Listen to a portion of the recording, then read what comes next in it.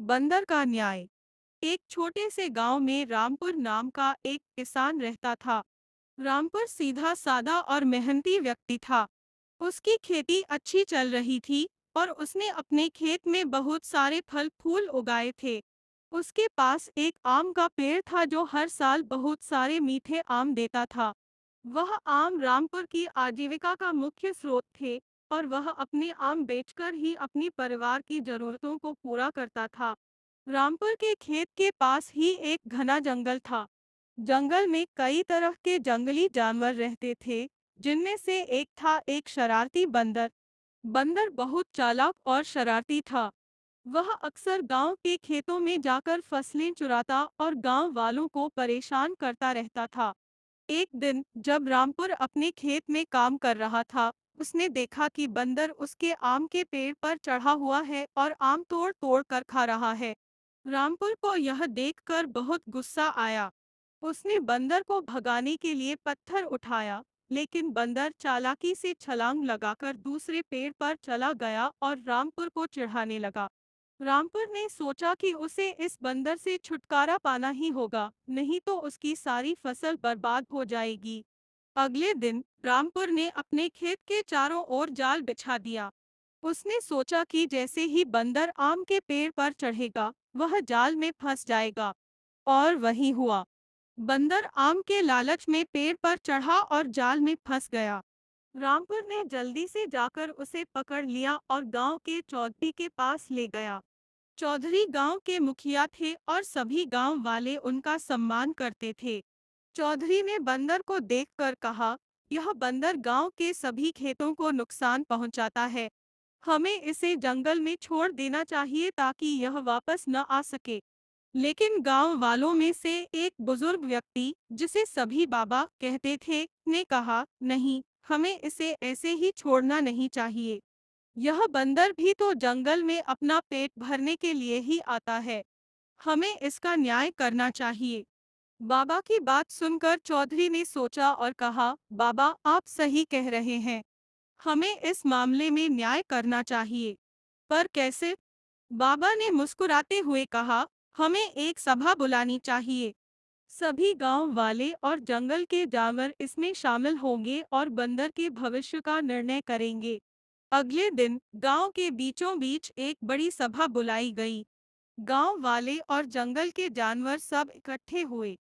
सभी अपनी अपनी जगह पर बैठ गए। सभा में चारों ओर सन्नाटा था। चौधरी ने कहा, आज हम यहाँ इस बंदर के न्याय के लिए इकट्ठे हुए हैं। यह बंदर गांव के खेतों को नुकसान पहुंचाता है, लेकिन यह भी सच है कि इसे भी भोजन की आवश्यकता होती है। तो हमें इसका न्याय कैसे करना चाहिए? बंदर ने अपनी गलती मानते हुए कहा, मुझे माफ कर दो। मैं भूखा था और मैंने चोरी की। अब मैं कभी नहीं करूंगा।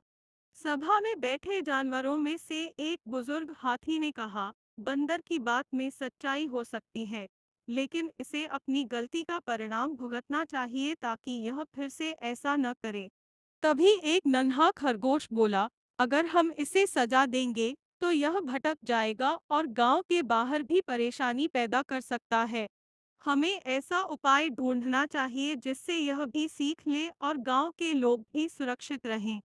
फिर एक तोता, जो हमेशा बुद्धिमान और समझदार माना जाता था, ने सुझाव दिया, हम इसे गांव की रक्षा का काम सौंप सकते हैं।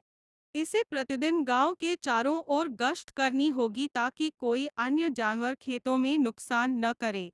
अगर यह काम अच्छे से करेगा तो इसे आम खाने को मिलेगा। तोते की बात सुनकर सभी जानवरों और गांव वालों ने सहमति जताई।